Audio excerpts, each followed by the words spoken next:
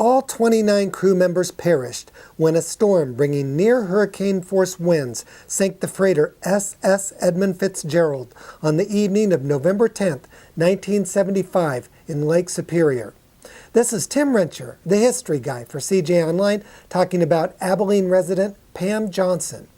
Johnson's father, 62-year-old Robert Rafferty, shown here, was the cook on the Edmund Fitzgerald when it sank. Rafferty had planned to retire after the trip. The Edmund Fitzgerald left Superior, Wisconsin, bound for a steel mill near Detroit, carrying 26,000 tons of tiny pellets made from refined iron ore to be used to make cars. The ship went down in a raging storm about 17 miles short of reaching Whitefish Bay near Sault Ste. Marie, Michigan.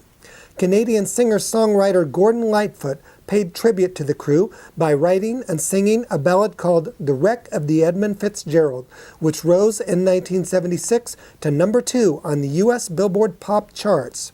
Lightfoot took some artistic license in the song by telling how the ship's old cook first told crew members, "Fellas, it's too rough to feed ya."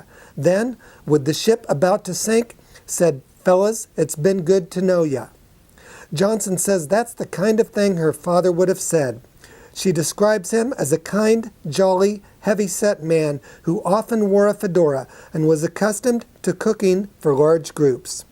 Johnson met Gordon Lightfoot in the year 2000 when she traveled from her home in Abilene to see him perform in Salina. Lightfoot persuaded Johnson to begin attending events held each November in the Great Lakes area to memorialize the ship's crew. She became an active part of the ship's community of survivors and has been interviewed many times for books, TV reports, and newspaper articles. Johnson has also often spoken in public about her father and continues to do so, including having appeared last week in Abilene before the Arts Council of Dickinson County. This is Tim Rencher, the history guy for CJ Online.